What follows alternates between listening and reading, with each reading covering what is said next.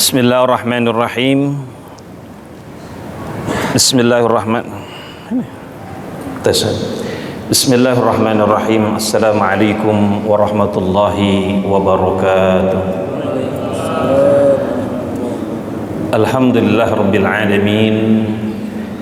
Wassalatu wassalamu ala asyrafil anbiya wal mursalin wa ala alihi wa sahbihi ajma'in. Subhanaka la ilma lana illa ma 'allamtana innaka antal alimul hakim. Rabbi shrah li sadri wa yassir li amri wahlul 'uqdatam min lisani yafqahu qawli, amma ba'du. Hadratil asatidz wal hujaj wal aba wal ummahatil a'izza rahimakumullah. Segenap seluruh jamaah hadirin hadirat, Bapak Ibu seluruhnya yang dimuliakan Allah Subhanahu wa taala. Alhamdulillah wa syukrulillah, kita senantiasa selalu bersyukur pada Allah. Siang hari ini Allah masih berikan kita nikmat sehat walafiat. Siang hari ini Allah masih berikan kita kesempatan untuk sama-sama memperbanyak amal ibadah. Siang hari ini Allah masih berikan kita keluangan waktu mengisi sisa usia kita dengan terus memperbanyak amal ibadah. Mudah-mudahan insya Allah apa yang telah kita lakukan semuanya diterima oleh Allah Subhanahu wa ta'ala. Amin ya rabbal. Salawat bering salam sama-sama kita haturkan kehadiran baginda kita Nabi besar Muhammad sallallahu alaihi wasallam. Hadirin jamaah, para asatidz, para hujaj, Bapak Ibu seluruhnya yang dimuliakan Allah Subhanahu wa taala. Siang hari ini alhamdulillah di dalam masjid terasa sejuk dan nikmat. Kalau di luar bagaimana perasaannya, Pak? Masing-masing kondisi hati. Kondisi hatinya lagi panas, walaupun di luar adem terasa panas. Maka pada kesempatan siang hari ini kita mencoba bersama-sama menata diri kita dalam tema yang diberikan kepada kami tentang manajemen tasawuf di era modern. Mungkin seperti tadi disampaikan di awal oleh Ustaz Irfan, memperbanyak amal ibadah kita setelah aktivitas kita dari pagi hingga siang, maka kita sempatkan waktu setelah kita sholat zuhur berjamaah, bagian dari manajemen untuk kebaikan kita menghadap Allah. Maka siang hari ini selesai sholat zuhur, kita niatkan bersama-sama untuk iktikaf. Udah niat belum, Pak? Kalau belum niat sayang, maka sekarang boleh niat, nggak apa-apa. Bismillahirrahmanirrahim. Nawaitu an a'takifa fi hadzal masjid sunnatan lillahi ta'ala. Karena setiap amalan kita itu yang dinilai adalah diawali dari niatnya. Kita sudah datang sholat zuhur, tapi jika tidak niat iktikaf maka tidak bernilai. Nanti di duduk kita, sholat kita, nilai iktikafnya menjadi hilang. Bertambah agar nilai pahala kita, duduk saat ini kita niatkan beriktikaf walaupun sebentar. Yang kedua tadi Ustaz Irfan bilang, niatkan sama-sama untuk thalabul ilm, untuk sama-sama kita menuntut ilmu. Di kesempatan siang hari ini, ya, pasang niat kita, karena innamal a'malu binniyat. Pasang niat kita untuk sama-sama menambah wawasan pengetahuan agama kita. Insya Allah ketika niat itu terucap dari hati kita yang paling dalam, maka duduk kita ini, kata baginda Rasul, terlebih baik daripada sholat sunnah 1000 rakaat. Julusuka sa'atan fi thalabil ilmi khairun laka min an tusalliya alfi rakaat. Duduk kita saat ini Bapak mungkin tidak terasa oleh kita tidak mengerti dan tidak tahu. Tapi jika kita niatkan nuntut ilmu, maka duduk saat ini kita, itu kata baginda Rasul, lebih baik daripada sholat sunnah 1000 rakaat. Masya Allah. Duduk kita dengan majlis ilmu, julusuka sa'atan fi talabil ilm, duduk kita 1 jam atau sesaat dalam tempo sa'ah itu, ya, dalam rangka mencari ilmu, menuntut ilmu, itu kata baginda Rasul terlebih baik daripada sholat sunnah 1000 rakaat. Masya Allah. Ini nilai pahala kita, Pak. Bagian dari memanage agar kita banyak menghasilkan nilai-nilai pahala di hadapan Allah. Ya, jangan kata sholat sunnah 1000 rakaat. Terkadang sholat tarawih saja kita masih milih-milih. Ya. Ya mungkin sebagian di sini enggak, tapi di luar, ya, ketika waktunya salat tarawih, keduanya benar, mau yang 11 atau yang 23. Kalau kira-kira dua-duanya benar ini, kira-kira kita mau yang 11 atau 23? Jujur aja, kira-kira kita pengen yang 11 atau yang 23? Yang 11, pengennya cepat begitu. Nah, keduanya tidak menjadi persoalan, sah dan benar. Tapi kembali lagi, jangankan sholat tarawih antara 11-23, itu kita masih milih. Tapi ternyata duduk kita di majlis ilmu ini Bapak, itu terlebih baik kata baginda Rasul daripada kita sholat sunnah 1000 rakaat. Masya Allah. Maka mudah-mudahan insya Allah apa yang kita lakukan siang hari ini bernilai ibadah di hadapan Allah Subhanahu wa ta'ala. Amin ya rabbal. Hadirin jamaah Bapak Ibu yang dimuliakan Allah Subhanahu wa taala, sebelum kita masuk ke tema manajemen tasawuf di era modern, ya, mungkin sejenak sebagai refresh buat kita atau tambahan wawasan pengetahuan buat kita memahami kata tasawuf bersumber keilmuan itu dari mana. Nah, hadirin jamaah Allah Subhanahu wa taala, ini kalau boleh saya bacakan hadis yang disampaikan baginda Rasul ketika Rasulullah didatangi oleh seorang laki-laki yang bertanya kepada beliau, dan ini menjadi pilar tiang agama kita.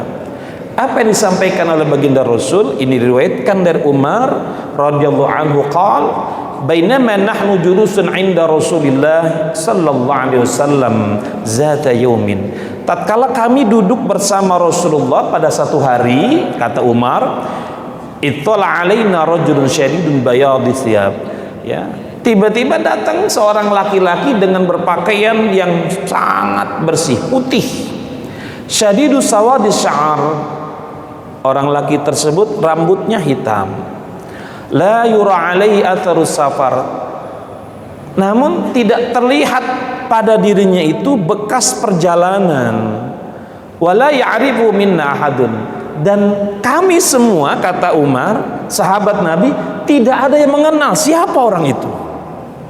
Ya, lagi duduk sama Rasul, datang orang laki pakaiannya putih, bersih, rambutnya hitam, nggak ada bekas debu dalam perjalanan begitu, dan kita ini nggak ada yang kenal, kata Umar. Hatta jalasa ila Nabi sallallahu alaihi wasallam, sampai orang itu, lelaki tersebut duduk di depan Nabi, fa'asnada rukbatayhi ila rukbatayhi, kemudian dia duduk itu, dia sandarkan lututnya ke lutut Nabi, wa wada'a kaffayhi ala fakhidayhi, dan dia meletakkan dua telapak tangannya di atas paha Nabi. Wa qala, dan orang laki-laki itu bertanya, ya Muhammad, akhbirni anil Islam, wahai Muhammad, tolong kasih tahu saya tentang Islam. Maka ketika itu Rasul pun menjawab pertanyaan orang itu. Faqala Rasulullah, al-Islam an tasyhada an la ilaha illallah wa anna Muhammadar Rasulullah wa tuqimus shalah wa tu'tiyaz zakah wa tasumma Ramadan wa tahujjal baita in istata'ta ilaihi sabila.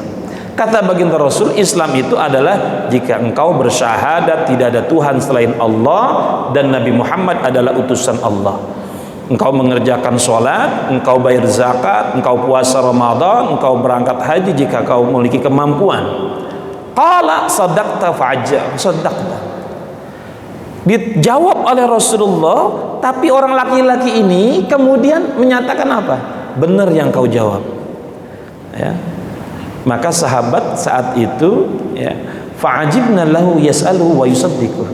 Sahabat bingung, heran. Ini orang nanya sama Nabi, habis nanya tapi dia ngebenerin apa yang dijawab oleh Nabi.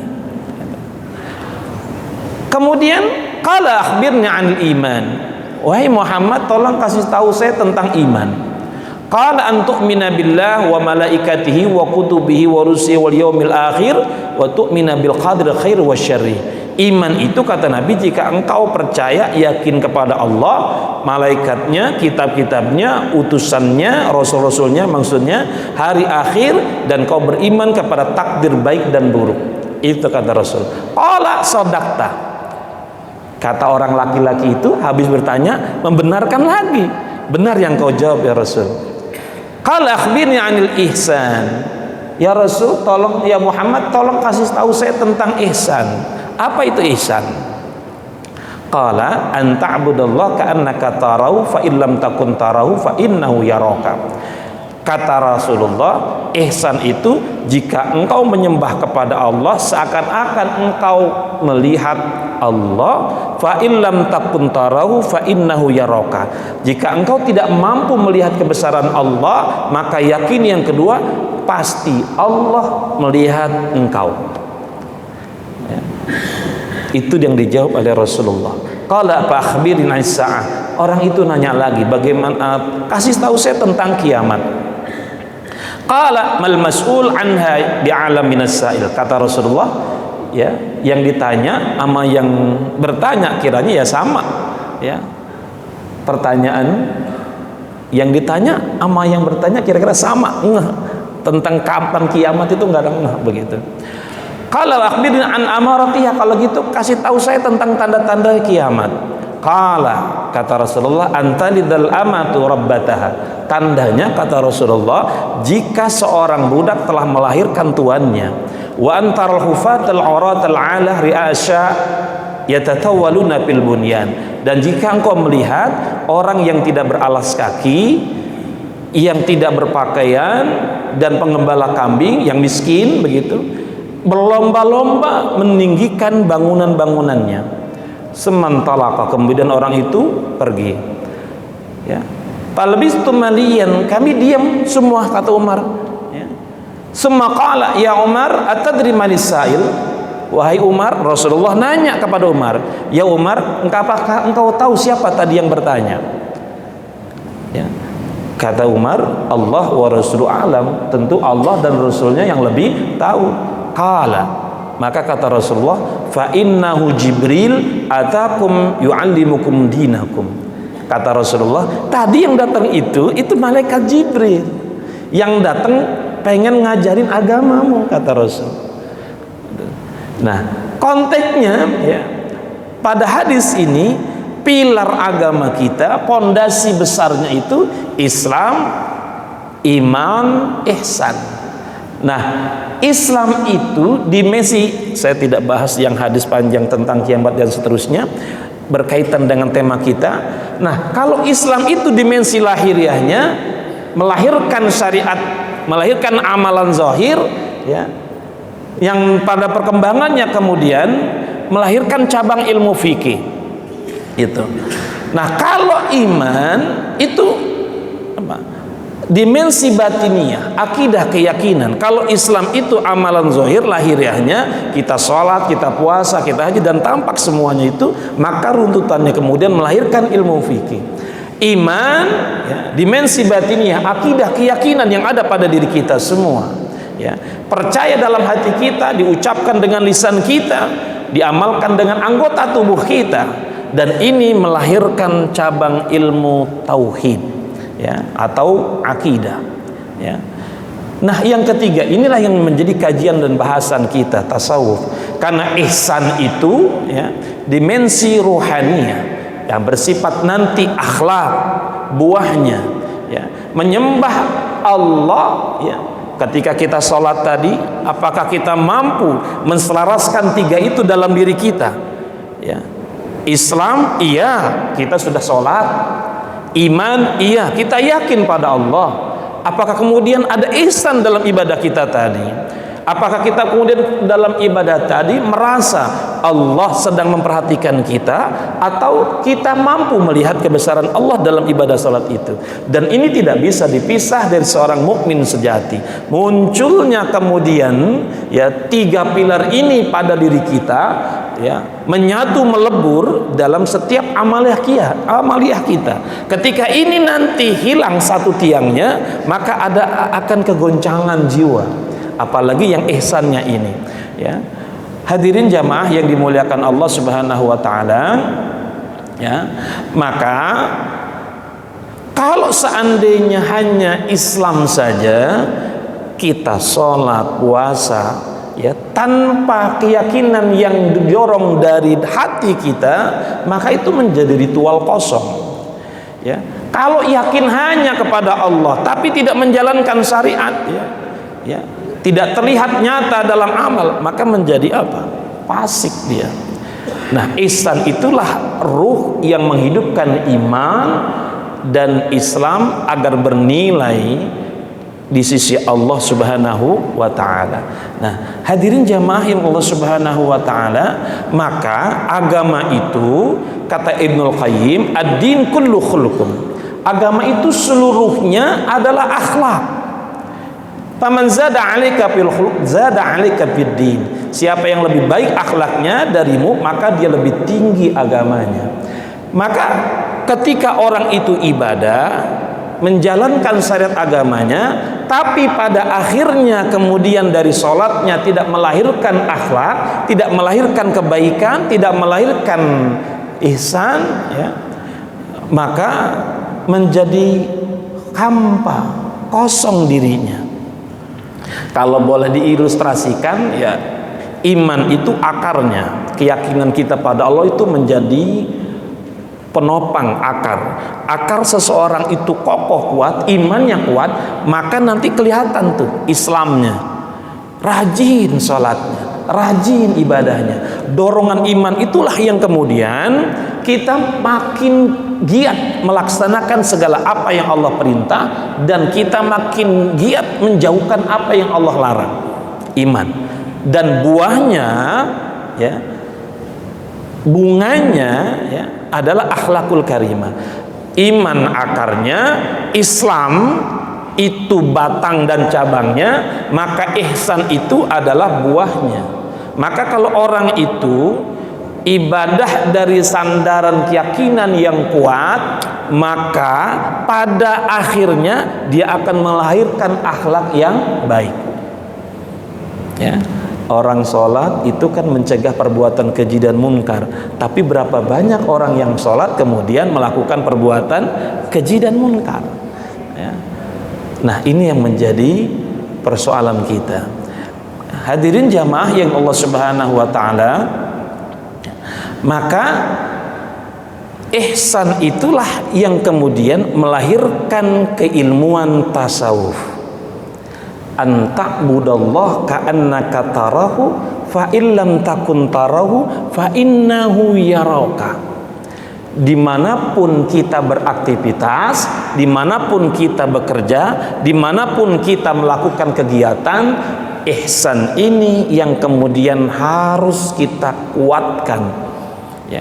Mampu tidak menumbuhkan rasa bahwa kita ini dalam segala aspek mampu melihat kebesaran Allah, atau yakini yang kedua, kata Nabi, fa innahu yaraka. Kalau kau nggak bisa melihat kebesaran Allah, yakin yang kedua, Allah pasti melihat kebesaran, engkau pasti melihat kebesaran Allah. Fa innahu yaraka, Allah pasti melihat dirimu. Nah, hadirin jamaah Allah Subhanahu wa taala, maka oleh karena itulah lahir ilmu tasawuf, bersumber dari ihsan itu. Nah, tema kita manajemen tasawuf di era modern. Kira-kira kan begini, kalau kita apa sih bahasanya itu yang tidak di manage begitu ya. Kita mengenal banyak manajemen begitu kan, manajemen kantor, manajemen sekolah, manajemen dapur begitu ya, bahkan bahasanya rebahan aja pun itu di manage gitu ya, bagaimana rebahan yang cakep, yang baik, yang sehat dan begitu. Nah, kita ini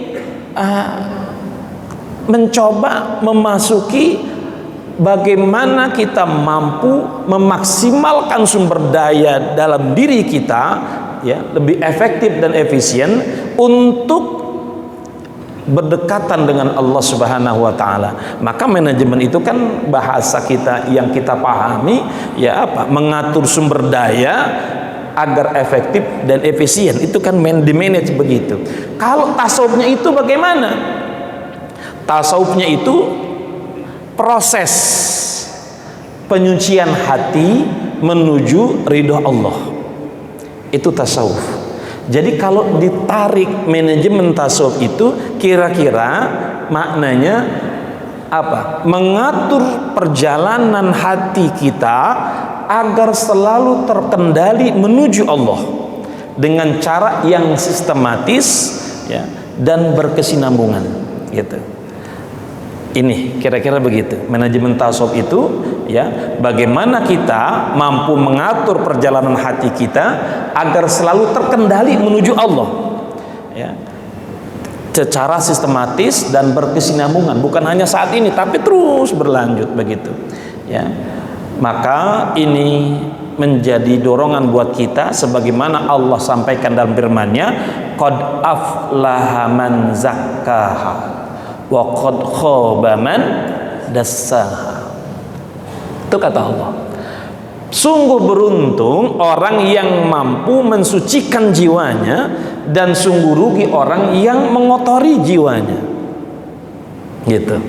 Nah, maka ulama ya dalam hal ini misalnya Imam Ghazali mendefinisikan kata tasawuf itu ya, islahul qalbi hatta yakuna lillahi khalisan.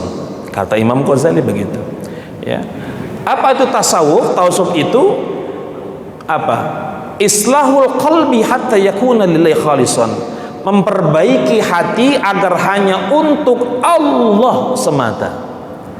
Itu. Maka nanti kita sebelum itu kita mengerti dan paham dulu untuk bisa memperbaiki hati kita agar hanya tertuju kepada Allah, maka kita pahami prinsip-prinsip dasar dalam manajemen tasawuf itu. Ya, karena kita ini mengatur dan menata hati, ya, prinsip-prinsip dasar dalam konteks tasawuf, ya. Yang pertama itu yang harus kita miliki adalah ya, ikhlas. Ya.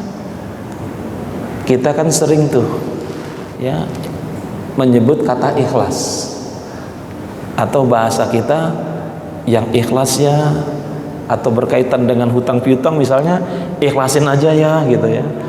Entar dulu kan hutang jangan dikasih ikhlas. Kadang kita ini apakah kita sudah ikhlas atau belum ya?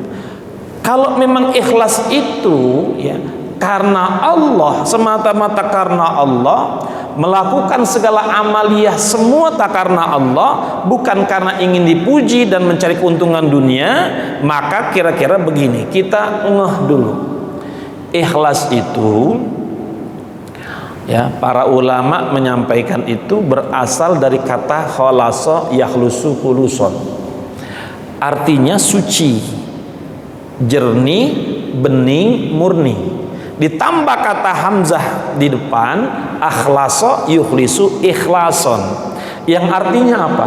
Upaya untuk terus menjaga kesucian, keberningan, kemurnian. Itu ikhlas. Orangnya disebut dengan mukhlis, orang yang ikhlas gitu. Nah, artinya apa? Seseorang yang mencoba untuk berdekatan dengan Allah secara kesinambungan, maka dia harus menanamkan dalam dirinya itu sifat ikhlas. Yang pertama, karena itu prinsip dasar manajemen tasawuf itu harus ikhlas, harus membersihkan hati kita dari segala macam kotorannya. Nggak ada macam-macam niatan. Duduk kita siang ini bukan karena apa-apa, karena lillah, karena Allah. Karena tadi makna ikhlas itu upaya untuk terus menjaga kesucian, menjaga kebeningan, menjaga kemurnian. Tidak ada niat yang lain kecuali Allah. Begitu. Ya. Maka beberapa ulama menyampaikan kata-kata definisi kata ikhlas itu, ya. Ada yang menyampaikan, Huzaifah al-Marashi bilangnya, antara ucapan perbuatan dengan apa yang dalam hatinya sama, itulah ikhlas. Begitu, nggak ada macam-macamnya. Ya, bahkan apa namanya itu, ya, Ali Fudail bin Iyad, kalau ikhlas itu terbebas dari unsur, misalnya ketika seseorang tidak jadi melakukan sesuatu karena orang, itu dianggap riya, ya, nggak jadi melakukan sesuatu. Tapi jika melakukan sesuatu karena orang, itu syirik. Ikhlas itu, kata beliau, terbebas dari dua unsur itu. Udah lillah, nggak ada campuran macam-macam niat, nggak jadi beramal karena orang, dia beramal bukan karena orang. Dia terbebas dari itu. Lillah, udah nggak goyang niatan itu, ya. Maka bersihnya hati itu, ya, ikhlas atau tidak kita, dalam hati kita ini punya nilai ikhlas atau tidak, kita bisa mendeteksinya begini. Kalau mengikuti pola yang disampaikan oleh Zunnun al-Misri misalnya, kata beliau, ya, salasun min alamatil ikhlas, 3 ini yang bisa kita deteksi dalam diri kita, apakah kita ikhlas atau tidak. Kata beliau yang pertama, istiwaul madhi wa zammi minal ammah. Orang ikhlas itu cirinya, ya, akan tampak begitu, kelihatan ketika dipuji atau dicela, itu tidak ngaruh. Itu orang ikhlas katanya. Pujian tidak berlaku bagi dirinya, celaan juga tidak pengaruh bagi dirinya, karena dia merasa pujian hanya milik Allah, celaan pantas buat dirinya karena dia banyak salah dan dosa di hadapan Allah. Maka orang ikhlas itu cirinya yang pertama, kata Zunnun al-Misri, adalah ketika dipuji ataupun dicela nggak ngaruh. Kira-kira kalau pujian, insya Allah kita mampu, ya Pak. Kalau dipuji kita mampu mengeles, mampu nggak bereaksi, enggak, ya. Tapi jarang yang kemudian hasil ketika ada kritikan, ada caci makian, ada umpatan pada diri kita atau sindiran, bereaksi, begitu, ya. Karena apa yang sudah kita lakukan itu lillah, karena Allah, bukan karena manusia. Orang mau bicara tentang apa yang kita lakukan, ya, karena kita sudah tahu ini benar yang kita lakukan sesuai dengan syariat agama kita, mengikuti sunnah Rasulullah, ya udah, ya. Kalau ngikutin omongan orang nggak akan selesai. Maka orang ikhlas itu karena di hatinya nggak ada yang lain kecuali Allah, ya, maka dipuji ataupun dicela nggak ngaruh. Ini kita bisa apa? Mendetek diri kita. Ya, kalau di rumah misalnya dipuji, ya Bapak, ya Allah baik, nggak ngaruh pujian, karena orang rumah biasanya kalau muji ada maunya, misalnya begitu.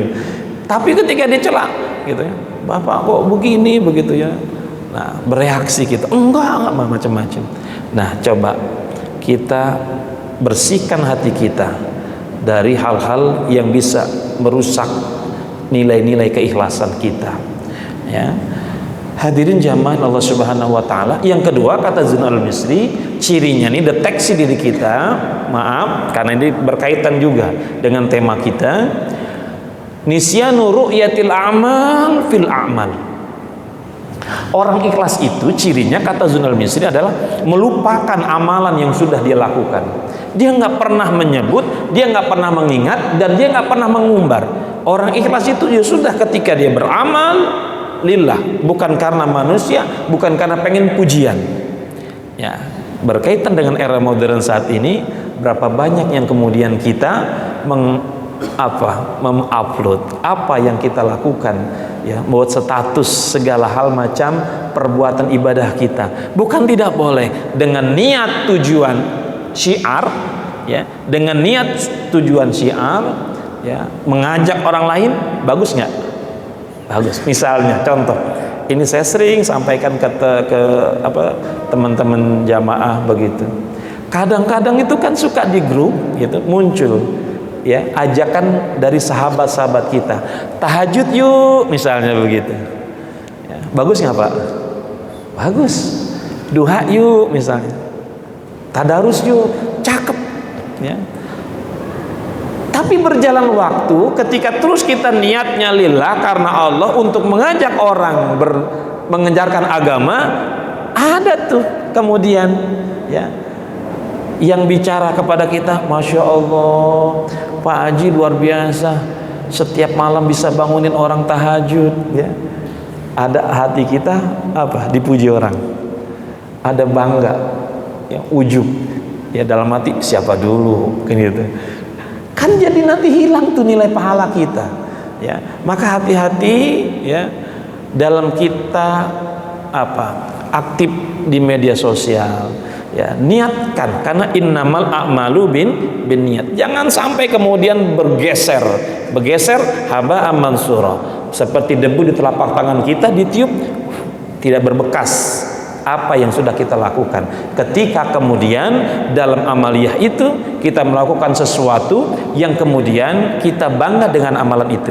Kata Zunnun al-Misri, orang ikhlas itu udah lupain amal yang udah dia kerjain, nggak usah kemudian menyampaikan apa yang sudah ia lakukan agar diketahui oleh orang lain, karena antara kita hanya dengan Allah gitu.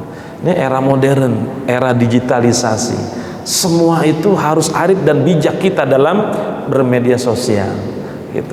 Jangan sampai tergelincir niatan kita ketika dipuji oleh orang, ada kebanggaan dalam hati kita, siapa dulu, ya, bisa bangun tahajud tiap malam, siapa dulu bisa tadarus, Masya Allah. Hati-hati, bersihkan niat itu. Jangan sampai apa yang kita lakukan kemudian di hadapan Allah itu tidak bernilai. Karena apa? Karena ada keinginan kita untuk pamer, ada keinginan kita untuk riyaan. Itu poinnya, ya. Karena Allah, ya, mengingatkan kepada kita, ya,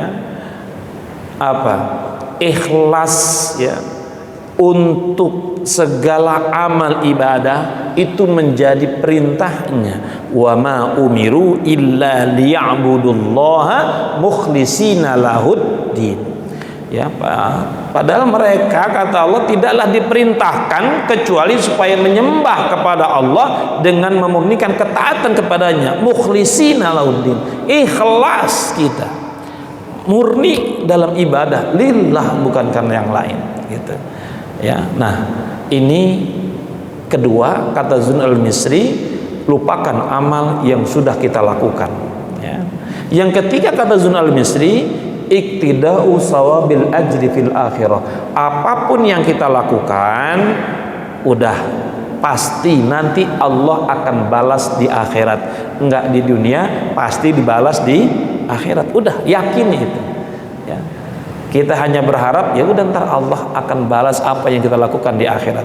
Tiga, untuk bisa mendeteksi kita memiliki sifat ikhlas atau tidak, menurut Zunnun al-Misri, cek ketika dipuji ataupun dicela pengaruh atau tidak pada diri kita. Yang kedua, lupakan amaliyah yang sudah dilakukan, jangan diingat-ingat, jangan disebut-sebut. Yang ketiga, hanya berharap nanti ganjaran pahala di akhirat.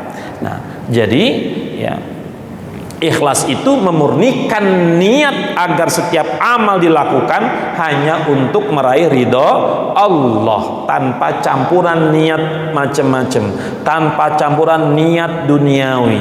Ini menjadi pondasi semua amal, ya, dalam konteks tasawuf tadi itu, ya. Tanpa ikhlas amal akan sia-sia. Sebanyak apapun amalan kita, kalau tidak ikhlas maka itu tidak diterima oleh Allah. Ya, sebanyak apapun ibadah yang kita lakukan, kalau di situ ada unsur tidak ikhlas, maka itu akan tertolak, tidak diterima oleh Allah Subhanahu wa taala. Ya, dalam hadis yang panjang juga, ketika malaikat mengangkat amalan seorang hamba yang begitu banyak, malaikat merasa bangga mengangkat amalan hamba ke hadapan Allah. Malaikat merasa bangga dengan amalan si hamba. Tapi kata Allah kepada malaikat, ya, innakum hafazatun ala amali abdi wa ana raqibun ala ma fi nafsi. Wahai malaikat, engkau hanya nyatat amalan hambaku saja, tapi aku yang mengawasi apa yang ada dalam niatan hati hambaku. Walaupun hambaku ini amalannya banyak, tapi amalannya bukan karena aku. Faktubu fi sijjin, masukkan orang ini ke neraka sijjin. Nauzubillah. Ada yang amalan hamba dikit, malaikat merasa malu menghadap Allah membawa amalan si hamba dikit, tapi lagi-lagi Allah sampaikan kepada malaikat, innakum hafazatun ala amali abdi wa ana raqibun ala ma fi nafsi. Malaikat, engkau hanya mengawasi, mencatat lahirnya hambaku saja, walaupun ini amalannya dikit, tapi dia ikhlas karena aku. Faktubuh fi illiyin, catat orang ini termasuk penghuni neraka, penghuni surga yang tertinggi. Tuh, Masya Allah. Jadi ya, prinsip dasar untuk kita ya berdekatan dengan Allah dalam konteks manajemen tawassul itu, ya kita harus punya sifat ikhlas ini dalam hati kita. Karena tadi apa? Innamal a'malu binniyat. Jadi terus niatkan, terus niatkan, terus niatkan. Masuk ke masjid, niatkan i'tikaf, sambil juga silaturahim, sambil juga mengaji dan seterusnya. Terus agar bertambah nilai pahala kita di hadapan Allah Subhanahu wa taala. Prinsip dasar dalam bertasawuf yang kedua yang harus kita miliki adalah muraqabah. Apa itu muraqabah? Merasa diawasi oleh Allah. Fa illam takun tarahu fa innahu yaraka. Ya. Kita menyadari bahwa Allah selalu melihat dan mengetahui, ya, setiap gerak hati kita, ucapan kita, Allah Maha tahu. Perbuatan kita, Allah tahu. Ya. Maka muraqabah yang harus kita miliki ini adalah apa? Kesadaran terus-menerus akan kehadiran Allah. Ya, seseorang yang memiliki sifat muraqabah ini, ya, dia akan selalu nanti dalam kesehariannya berhati-hati, ya, dalam segala amal dia jauhin maksiat, ya. Kenapa? Karena dia merasa selalu dalam pengawasan Allah. Tuh muraqabah. Dia hati-hati, orang lain nggak tahu, Allah lihat. Orang lain nggak ngeh, Allah tahu. Jangan amalia kita yang tersembunyi di hati kita pun Allah tahu. Ya, maka membangun koneksi kita dengan Allah, bersihkan hati kita, ya, dari campuran niat macam-macam, hanya Allah. Maka muraqabah itu, ya, menjadi penting dalam prinsip dasar untuk manajemen tasawuf. Muraqabah, merasa terus diawasi oleh Allah Subhanahu wa taala. Gitu. Kan orang kalau merasa diawasi, insya Allah nggak berani melakukan sesuatu yang melanggar. Ya. Banyak orang melakukan maksiat, pelanggaran itu karena sifat muraqabahnya nggak ada. Ya. Ya. Nggak ada merasa diawasi oleh Allah. Ketika merasa diawasi, maka dia nggak berani melakukan sesuatu yang menyebabkan nanti Allah menjadi murka. Tuh. Hadirin jamaah Allah Subhanahu wa taala, Allah berfirman, innallaha kana 'alaikum raqiba. Sesungguhnya Allah itu Maha mengawasi atas kita semua. Allah mengawasi kita. Allah lihat gerak-gerik kita. Allah pantau apa yang kita lakukan. Siang hari ini pun di masjid tidak ada satupun dari kita yang luput dari pengawasan Allah. Kalau seseorang yang dalam kesehariannya terus memiliki sifat muraqabah, merasa terus diawasi oleh Allah, maka insya Allah akan menjadi mukmin yang sejati. Seperti tadi hadis yang kami sampaikan, yang disampaikan ditanya oleh malaikat Jibril kepada Rasulullah, ma huwal ihsan? Apa itu ihsan? Kata Rasulullah, ihsan itu anta'budallah ka'annaka tarahu fa illam takun tarahu fa innahu yaraka. Ihsan itu adalah jika kamu mampu dalam segala amaliyah sehari-hari itu, ya, kita melihat kebesaran Allah. Kalau tidak mampu, yakini yang kedua, fa innahu yaraka. Allah ngawasin kita, Allah melihat kita, Allah pantau kita. Maka kita akan terus menjadi hambanya yang baik di hadapan Allah. Kenapa? Allah lihat terus. Ya. Kalau di sekolah anak-anak sedang ujian, itu ada pengawasnya, dengan tidak ada pengawasnya kira-kira beda nggak Pak? Beda itu. Ya. Kalau ada pengawasnya, diem. Pengawasnya melek, ramai semua. Ya. Kenapa mereka diam? Karena ada yang ngawasin. Ya. Tapi kalau rasa diawasi itu hilang dalam diri kita, maka kita berani menerobos apa yang Allah larang. Kita berani menerobos melakukan apa yang Allah tidak suka. Kenapa? Ya, perasaan diawasi itu hilang. Nah, ini yang harus kita miliki. Gitu. Yang ketiga, prinsip dasar yang harus kita miliki adalah muhasabah. Selain ikhlas, muraqabah, muhasabah, introspeksi diri. Ya. Kita mampu menilai diri kita, mengevaluasi diri kita, apa yang sudah kita lakukan, amalan kita, niatannya bagaimana, dosa-dosa apa yang sudah kita lakukan. Nah, itu kita bisa perbaiki karena kita terus evaluasi, muhasabah, ya. Muhasabah itu apa? Upaya seseorang untuk menilai dirinya sebelum Allah menilainya nanti di hari akhir. Kira-kira gitu, ya.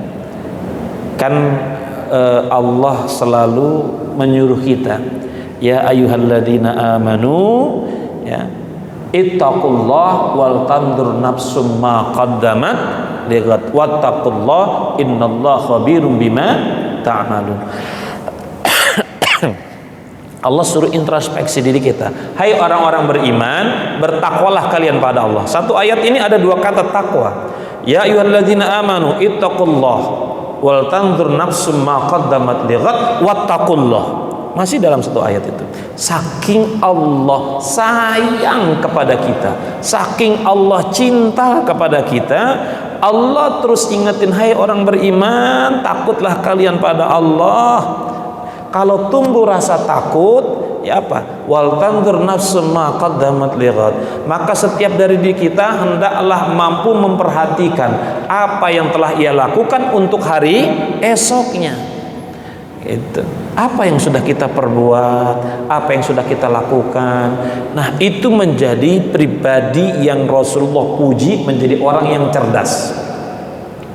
Orang yang cerdas itu kata Rasulullah, ya, bukan orang yang bertitel banyak, bukan orang yang makan bangku kuliah tinggi, begitu ya. Tapi kata Rasulullah, standar cerdas itu mandana nafsau wa amila lima ba'dal maut. Ya. Al-Kayyis, orang cerdas itu kata baginda Rasul adalah orang yang terus mampu mengendalikan dirinya, hawa nafsunya, dan terus dia mempersiapkan bekalnya untuk hari esok. Wa amila lima ba'dal maut, dia terus beramal untuk bekal setelah nanti kematiannya, karena dia sadar hidup dunia sebentar. Ini adalah darul amal. Dunia ini tempat kita beramal. Akhirat adalah darul jaza, dan itulah kehidupan kita yang abadi. Apa iya kita mau mengorbankan kehidupan akhirat yang selama-lamanya dengan hanya sekedar mengejar kehidupan dunia yang sementara? Kita mengorbankan kebahagiaan akhirat kita. Hadirin jamaah Allah Subhanahu wa taala, Allah suruh kita wal tandur nafsum ma qaddamat lighad. Seseorang yang telah mampu mengevaluasi dirinya, menghisab dirinya, ya, kemudian dia makin bertambah takwanya. Wattaqullah, bertakwalah kepada Allah. Innallaha khabirum bima ta'malun, ay min khairin aw syarrin. Sesungguhnya Allah Maha mengetahui apa yang kalian lakukan, baik atau buruk Allah tahu. Maka prinsip dasar dalam tasawuf yang ketiga adalah muhasabah, terus introspeksi diri di keningan malam. Apakah kemudian kita pernah merenung, ya, apa yang sudah kita perbuat, apa yang sudah kita lakukan. Kalaulah itu ada hal-hal yang jelek, yang buruk, segera perbaiki, perbanyak istighfar, minta ampun pada Allah. Karena apa? Besok kita belum tahu apakah besok kita bisa bangun pagi lagi atau tidak. Karena kita nggak tahu berapa banyak orang yang dipanggil oleh Allah tidak pakai isyarat tanda, yang tidur tidak bangun, yang jalan tidak pulang ke rumah, yang masuk kamar mandi nggak keluar. Ya, kalau sudah sampai maka tidak bisa kita menolak waktu yang sudah ditakdirkan Allah. Nah, hadirin yang Allah Subhanahu wa taala, maka kata Umar bin Khattab itu kita disuruh apa? Evaluasi, hisab diri kita. Hasibu anfusakum qabla an tuhasab. Hisablah diri kita sebelum kita nanti dihisab oleh Allah Subhanahu wa taala. Yang keempat, ya, prinsip dasar yang harus kita miliki adalah tawakal. Berserah diri setelah ikhtiar. Jangan berserah diri pada Allah tapi nggak ada ikhtiarnya, ya. Naruh parkir motor, ya udah tawakal deh, dikagak kunci. Itu namanya apa? Nggak ada ikhtiarnya, ya, bukan tawakal. Ya, kalau tawakal kunci motor kita tinggal, ya udah serah diri sama Allah, gitu. Menyerahkan hasil kepada Allah setelah kita berusaha dengan sungguh-sungguh. Usaha dulu, hasil Allah yang nentuin, gitu. Ya. Tawakal itu bukan berarti pasrah, nggak ada usaha, ya. Tawakal itu apa? Berikhtiar yang maksimal, kemudian setelah itu berserah diri kepada Allah, berserah diri pada kehendak Allah. Udah itu ikhtiarnya maksimal dulu, setelah itu serahin nama Allah. Karena Allah yang maha pembuat rencana yang terbaik. Kita punya rencana, Allah punya rencana, tapi yang terbaik adalah rencana Allah. Kalau kita bersandar seperti itu, maka jadi tenang, nggak kecewa, gitu. Wa may yatawakkal 'alallah fahuwa hasbu. Barang siapa bertawakal kepada Allah, maka Allah cukupkan, ya, apa yang menjadi kebutuhan kita. Hadirin jamaah Allah Subhanahu wa taala, saya singkat-singkat saja karena waktu ya Ustaz. Tinggal berapa menit lagi jam 1. Yang kelima itu prinsip dasar kita adalah juhud. Juhud itu apa? Tidak diperbudak oleh dunia, ya. Menjadikan dunia kita ini hanya di luar, di tangan kita, bukan di hati, ya.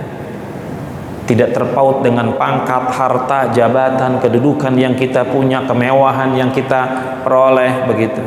Nah, namun juga harus dipertegas, juhud itu bukan berarti meninggalkan dunia sepenuhnya, tetapi tidak menjadikan dunia sebagai tujuan. Orang juhud itu tetap bekerja, tetap beramal, namun hatinya tidak terikat oleh kenikmatan dunia, ya. Maka orang juhud itu apa bahasanya, ya, apa yang dia pakai, apa yang dia kenakan, apa yang dia punya, itu tidak menyebabkan dia merasa memiliki dan tinggi. Kenapa? Itu bukan punyanya, hanya titipan, ya. Nggak kecewa dalam segala hal apa yang dia lakukan, ya. Dalam konteks yang lain Rasulullah pernah menyampaikan, izhad fid dunya yuhibbukallah wajhad bima 'indan nas yuhibbukan nas. Juhudlah terhadap dunia, niscaya Allah mencintaimu, karena kita tidak terikat dengan dunia itu. Juhudlah terhadap apa yang dimiliki oleh manusia, niscaya manusia mencintaimu. Artinya apa? Ya, intinya prinsip dasar manajemen tasawuf yang kelima ini adalah kita harus lekatkan dalam hati kita itu sifat juhud, tidak diperbudak oleh dunia. Cari dunia iya, tapi jangan itu segala-galanya, ya. Ya, banyak orang yang kemudian mengejar dunia, mengejar rezeki, tapi pada prakteknya malah lupa dengan yang ngasih rezeki. Ya, berapa banyak orang beralih, misal beralasan nyari nafkah, iya kerja itu ibadah, ya. Tapi berapa banyak yang kemudian ketika dia bekerja dengan alasan mencari nafkah, mencari rezeki, tapi lupa dengan zat yang memberikan rezeki. Kan ironis, ya. Kita nyari rezeki tapi lupa sama yang punya rezeki. Kan Allah yang ngasih kita semua. Maka sempatkan diri kita, jangan kemudian karena gara-gara dunia kita lupa dengan Allah Subhanahu wa ta'ala. Nah, hadirin jamaah Allah Subhanahu wa ta'ala, maka dari prinsip dasar ini ikhlas, ya, sifat ikhlas yang harus dalam diri kita, ya, semua aktivitas kita itu harus disandarkan kepada Allah. Pun bekerja di kantor karena Allah, itu ibadah. Ibadah. Jangan karena niatan yang lain, ya. Rasulullah ingatkan begini, man kharaja liyas'a li nafsi fahuwa fisabilillah wa man kharaja liyas'a liwuldihi fahuwa fisabilillah wa man kharaja liyas'a liwalidayhi fahuwa fisabilillah wa man kharaja liyas'a mufakharatan wa riya'an fahuwa fisabilil syaitan. Itu kuncinya. Kira-kira begini, kita kan kerja merasa ini ibadah, bukan, ini ibadah, tapi niatannya harus benar. Siapa orang, kata baginda Rasul, keluar dari rumah mencari nafkah, dia bekerja, tapi itu niatannya karena untuk nafkah itu untuk dirinya, masih di jalan Allah. Untuk kedua orang tuanya, masih di jalan Allah. Untuk istri dan anak-anaknya, masih di jalan Allah. Tapi Rasulullah warning, jangan sampai siapa orang yang keluar dari rumahnya mufakharatan, dia bekerja mencari nafkah, tujuannya adalah untuk bangga-banggaan dengan pakaiannya, dengan statusnya, dengan yang lainnya, pamer dia, fahuwa fisabilil syaitan, maka itu di jalan syaitan, kata Nabi. Jadi benar ikhlas, ya, lillah, bekerja pun lillah, ya, itu jadi ibadah. Innamal a'malu bin, niatin semua karena Allah, jadi ibadah, ya. Pun bekerja itu ibadah. Ya, jangan sampai ada niatan dalam hati kita untuk apa? Pamer, riya dan seterusnya. Nah, kemudian yang kedua tadi kesimpulannya itu, kalau muraqabah, ya kira-kira karena merasa diawasi oleh Allah, apa ya? Ya seperti CCTV ilahilah begitu. Allah terus pantau kita, kan ada perasaan, oh iya ya, nggak jadi deh. Kenapa? Allah pantau terus begitu. Ya. Muhasabah, evaluasi diri kita setiap hari, ya, bukan hanya kerja dan kinerja yang dievaluasi, ya, artinya apa yang sudah kita lakukan, dosa kita pun terus kita evaluasi, banyak istighfar, ya. Itu bagian dari manajemen era modern ini. Banyak orang yang lupa apa yang menjadi amalan Rasulullah itu setiap hari tidak kurang minta ampun, ya, kepada Allah 70 marrah. Dalam riwayat yang lain 100 marrah. Rasulullah itu setiap hari padahal tidak punya salah, tidak punya dosa, beliau minta ampun pada Allah itu tidak kurang dari 100 kali. Kita banyak salah, kita banyak dosa. Istighfarnya berapa, Pak? Habis sholat doang berapa? 3 kali. 5 kali sholat berapa? 15 kali. Baru 15 kali kita minta ampun pada Allah, padahal dosa kita banyak. Oh enggak, saya enggak melakukan dosa. Secara zahir fisik kita tidak melakukan maksiat, jauh dari tempat dosa, tapi hati kita, ya, niatan kita, mata kita, berapa banyak yang tanpa kita sadari itu kita bermaksiat pada Allah. Maka evaluasi diri kita, ya. Kalau ada dosa-dosa, banyak istighfar, terus minta ampun pada Allah dalam keseharian. Kan nggak susah berzikir itu. Sambil bekerja, sambil di kendaraan, terus biasakan itu. Insya Allah ada ketenangan dan kebahagiaan dalam diri kita. Walaupun di tengah era zaman modern yang kita tahu ini serba instan dan segala macam, itu kalau kemudian kita tata hati kita untuk terus berdekatan dengan Allah, maka akan ada ketenangan dan kebahagiaan. Karena yang berikan kebahagiaan hanya Allah, yang berikan ketenangan hanya Allah. Harta, jabatan, pangkat, kedudukan kita kejar itu nggak bikin kita tenang. Yang bikin kita tenang kalau hati kita ingat kepada Allah. Ala bi zikrillahi tatmainnul qulub. Camkan kata baginda Rasul. Ya, ketika kita ingat sama Allah, hati kita jadi tenang. Allah menyampaikan kita untuk terus mampu ya memiliki ikhlas, kemudian muraqabah, kemudian muhasabah, ya kemudian berserah diri pada Allah setelah kita berikhtiar, kemudian zuhud. Ya, 2 menit lagi Ustaz ya. Oh, ada pertanyaan? Sedikit boleh, dikit lagi tambahin ya. Jadi bagaimana aplikasi kita dalam manajemen tasawuf untuk di era kita saat ini? Misalnya dalam bekerja ya, bukan hanya cari gaji tapi ibadah ya, karena niatkan tadi itu. Gunakan muraqabah, Allah melihat apa yang kita kerjakan, Allah melihat apa yang kita sedang lakukan ya, bukan hanya karena atasan. Kalau kita bekerja karena atasan nggak ada, maka kita melenceng. Tapi karena Allah yang menjadi atasan kita, siapapun kita kerja kepada Allah, maka kita tidak akan melakukan pelanggaran. Dalam keluarga kita jadikan apa ya, dalam keluarga penuh dengan rasa cinta, dengan kesabaran, ya penuh dengan doa, ya kita ajak zikir bersama keluarga kita, jangan marah bersama begitu.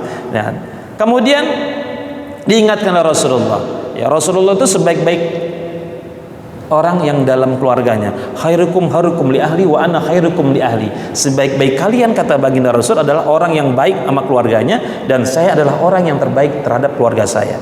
Ya, dalam dunia digital ya, kita bisa pandai menggunakan media sosial untuk berdakwah, untuk kebaikan. Jangan sampai nanti kita terperangkap dengan ghibah ya, jangan sampai kita terangkap kita dengan maksiat ya, maksiat apa dosa jariah, kita men-share yang hoak begitu, bertambah itu menjadi dosa jariah kita nanti. Hati-hati ya, maka ya terus berzikir dalam segala hal gitu ya. Dan dalam urusan harta ya, kita juga mampu ya orang sufi itu bukan berarti orang yang miskin ya. Ya, kami orang sufi itu orang yang mampu mensyukuri rizki ya tanpa diperbudak oleh dunia. Apa yang dia punya itu bukan punya, titipan Allah, maka dia aman begitu. Ya, itu kira-kira pas jam 1 ya. Ya, disilakan Ustaz. Baik, selanjutnya ingin memberikan waktu dan apa yang kita bahas pada siang ini. Dipersilakan.